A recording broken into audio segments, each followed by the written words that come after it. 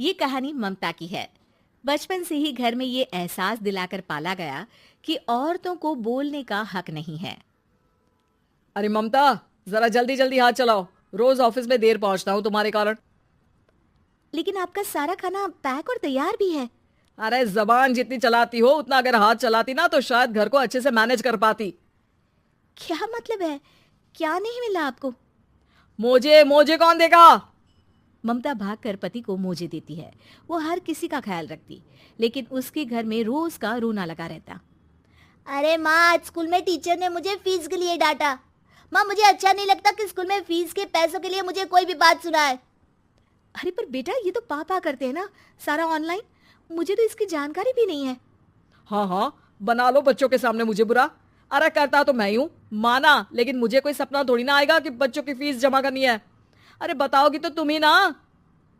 ममता की अब ये आदत में शुमार हो चुका था। वो हमेशा हर बात के लिए खुद को ही दोषी मानती। एक दिन वो पड़ोस की दोस्त से कहती है, समझ नहीं आता यार, मैं इतनी डम कैसे हो सकती हूँ। बात तो सही भी है ना। अब पति बेचारा नौकरी करे, पैसे कमाए, या फिर ये देखे कि बच्चों की फीस का वक्त है। क्या करूँ यार। पता नहीं, मेरे पति तो सारा काम खुद ही करते हैं। वो तो कहते हैं कि तुम थक जाती होगी, सारा दिन घर बाहर बच्चे। तो अच्छा, ऐसे भी पति होते हैं क्या? अरे क्या बात कर रही है? भाई साहब कभी तुझे किसी बात के लिए सुनाते नहीं? किसने कहा नहीं सुनाते? अरे ये पति चीज ही ऐसी होती है कि बिना पत्नी को सुनाए उन्हें चैन की नींद कहाँ आती है। तो तू भी परेशान रहती होगी कि कैसे, क्या, कब भूल गई। अरे वो तो मुझे बस इस बात के लिए ताना देते हैं कि मैं वक्त पर खाना क्यों नहीं खाती या पार्लर जाकर अपनी साज सज्जा क्यों नहीं करवाती। पड़ोसन बोल ही रही होती है कि ममता के बेटे की आवाज आती है। अरे माँ, क्या हो गया? लग नहीं रहा कि आज आप मुझे पानी भी देगी। अरे कब से खाने के लिए वेट कर रहा हूँ। अरे यार, मैं चलती हूँ, बेटा खाने के लिए वेट कर रहा है। मैंने उसे खाना भी नहीं दिया। अरे 12वीं में पहुंच चुका है तुम्हारा बेटा, उसे बोलो खुद पानी लिया करे। मैंने तो अपने बच्चों को काम करना सिखाया है। अरे यार, खुद की भी तो कोई लाइफ है। माना जब नहीं कर सकते थे तो किया, लेकिन अब इतने बड़े बच्चों की हर बात मानेंगे तो मुश्किल तो अपने को ही होगी। ममता को पड़ोसन की बात में दम तो लगता है, लेकिन करे क्या, आदत भी तो खुद ही ने डाली थी। ममता घर जाती है कि तभी बेटी आ जाती है। माँ, परसों मुझे एक शादी में जाना है। तेरी वो जो लाल वाली साड़ी है ना, उसे दे देना। मैं आज जाकर टेलर को दे दूंगी, वो उस साड़ी से सूट बना देगा। अरे नहीं नहीं तारा, वो मेरी माँ ने मुझे दी थी और उस साड़ी से मेरी काफ़ी भावनाएं जुड़ी हैं। तुमको ना मैं दूसरी साड़ी दे दूंगी। ओके, कोई बात नहीं, लेकिन आज दे ही देना पक्का। तारा माँ की साड़ी से सूट बनवाकर पार्टी में जाती है, लेकिन जब वो पार्टी से लौटती है, क्या है, मैं तो समझ ही नहीं पा रही हूँ। अरे जब वो साड़ी मांगी थी तो ये छल्ली सी साड़ी क्यों दे दी? मैं ही पागल थी जो इस साड़ी का सूट बनवा लिया मैंने। माँ, जानती भी हो कि कॉलेज में मेरी कितनी हंसी उड़ी। तभी वहां ममता का पति सुनील आ जाता है। अरे गवार औरत, जब बेटी साड़ी मांग रही थी तो दे देती ना। अरे पापा, इनके तो इमोशंस जुड़े थे उस साड़ी से। ममता इतने सब के बाद भी कुछ नहीं बोलती। मेरी बेटी की बेइज्जती हो गई। मैं बिल्कुल बर्दाश्त नहीं कर सकता ये। मैं नहीं चाहता कि मेरी बेटी से कोई भी ज्यादा सुंदर लगे पूरे कॉलेज में। जी, वो पढ़ने में तारा बिल्कुल अच्छी नहीं है, उसकी पढ़ाई पर आप ध्यान दीजिए ना। अच्छा, अब तुम मुझे बताओगी कि मुझे किस पर ध्यान देना और किस पर नहीं। रमेश जैसा ही ये वाक्य पूरा करता है, ममता की बेटी और पति उस पर जोर जोर से हंसते हैं।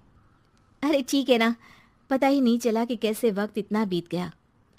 अरे कैसे पता चलेगा माँ, हम लोगों के पीछे जो तू बैताल की तरह चिपकी रहती थी, तुझे कैसे वक्त का पता चलता?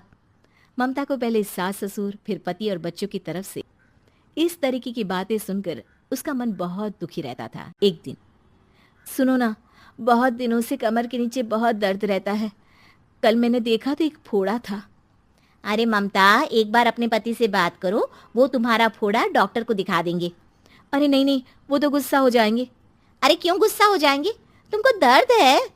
हाँ, लेकिन वो यही बोलेंगे कि ऑफिस जाऊं या फिर तुम्हें लेकर डॉक्टर के पास।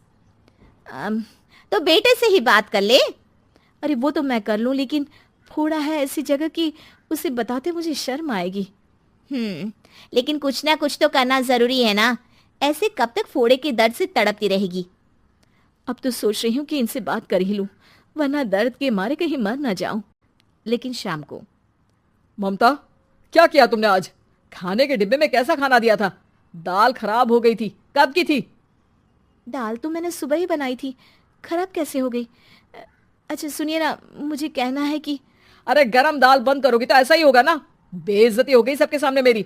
ऑफिस वालों ने ऐसा मजाक उड़ाया कि क्या बोलूं। कल से ठीक से खाना देना है तो देना, वरना खाना देना बंद कर देना। बाहर खा लूंगा मैं। ममता जो पति से अपनी परेशानी बताने वाली थी, वो अब ये सोचने लगती है कि कल से पति को खाने में क्या दे। अगले दिन ममता थकी थकी सी हालत में, आप लोगों के लिए नाश्ता बना दिया है, खाना बनाने की हिम्मत नहीं है आज तो। रात भर सोकर थक गई है ना, इसीलिए तो खाना नहीं बना सकती। हिम्मत नहीं हो रही है, मैं बस सोने जा रही हूँ। बस मैडम को सोने का बोल दो, फिर देखो कैसे सोती रहती है। माँ फिर वही पराठा सब्जी। अरे हमारे साथ के दोस्त एक से बढ़कर एक नाश्ता खाना लेकर आते हैं, आप तो बस। सभी घर से निकल जाते हैं, लेकिन जब शाम को बेटा घर आता है तो घर में अंधेरा रहता है। बेटा लाइट जलाता है। क्या माँ, तुम्हारा भी जवाब नहीं है बिजली का बिल बचाने के लिए? वो बोल ही रहा होता है कि सामने माँ जमीन पर लेटी मिलती है। वो उसके पास जाता है। अरे माँ, क्या हो गया माँ? तभी वहां पड़ोसन आती है। अरे बेटा, तुम्हारी माँ के पैर के पास एक फोड़ा है, जिसके कारण ये लगातार कमजोर होती जा रही थी।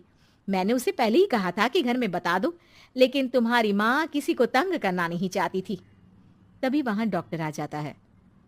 अरे इनके ऑर्गन में दिक्कत है, कोई बात है जो इनके मन में खटक रही है। अरे नहीं नहीं, इसके मन में कोई बात नहीं है, कोई काम है नहीं ना इसके पास, सारा दिन बस घर में ही रहती है। देखिए, मैं तो ये नहीं जानता, लेकिन हाँ, इनके मन में हमेशा कोई बात रह जाती होगी, इसलिए उनकी ये हालत है। अगर आप समय से नहीं ले आते तो हो सकता था कि। अरे नहीं नहीं डॉक्टर साहब, हम पूरी कोशिश करेंगे कि वो ठीक हो जाए। हम लोगों ने अपनी ही परेशानी माँ के सामने रखी, लेकिन किसी ने माँ की दिक्कत को जानने की कोशिश तक नहीं की।